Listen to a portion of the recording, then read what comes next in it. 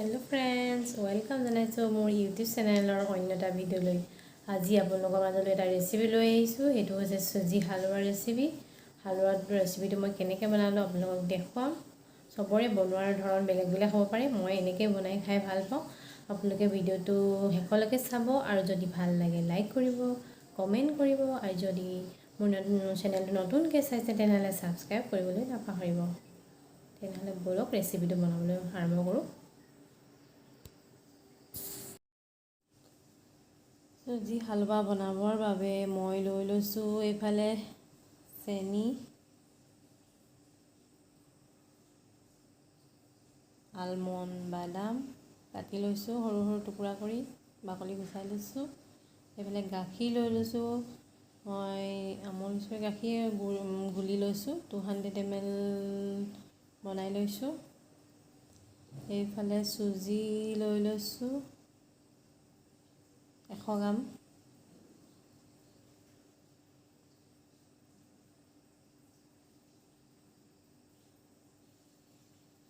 এফালে লৈ লৈছো ঘি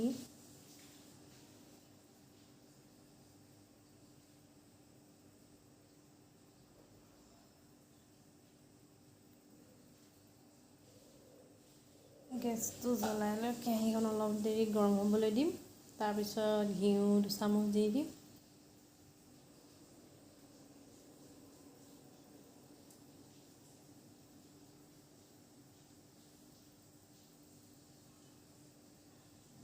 জুইটো কেৰাহীখন গৰম হ'বৰ বাবে অলপ হাই ফ্লেমতে দিছো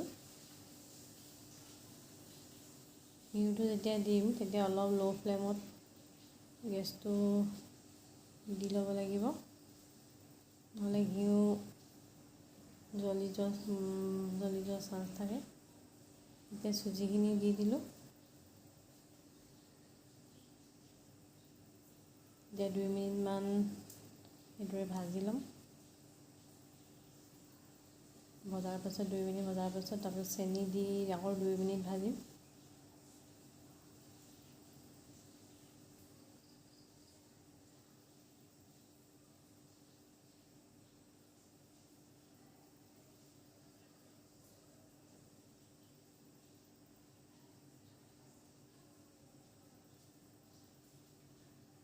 চেনি দি 2 মিনিট ভজাৰ পাছত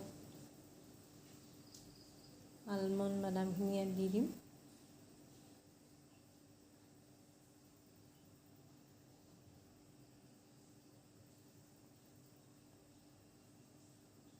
আলমন্ড বাদাম দি আকৌ 1 মিনিট মান ভাজিম 1 মিনিট ভজাৰ পাছত অলপ ৰঙচুৱা হোৱাৰ পাছত এতিয়া গাখীৰখিনি দি দিম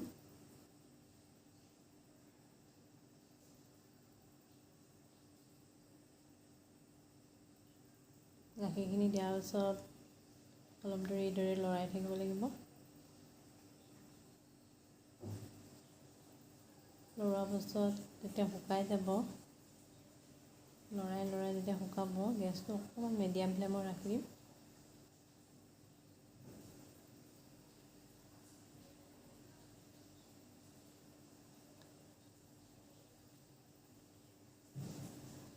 হোৱাৰ পাছত ইয়াত ফ্লেভাৰৰ বাবে মই ধুনীয়া ফ্লেভাৰ আহিবৰ বাবে ইয়াত গোটা ইলাচি গুড়ি কৰি ইয়াত দি দিম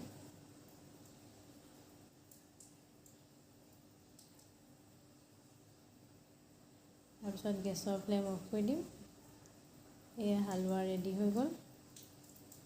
বহুত টেষ্টি হয় খাবলৈ আপোনালোকে এইদৰে বনাই খাব আৰু ভিডিওটো শেষলৈ চোৱাৰ বাবে ধন্যবাদ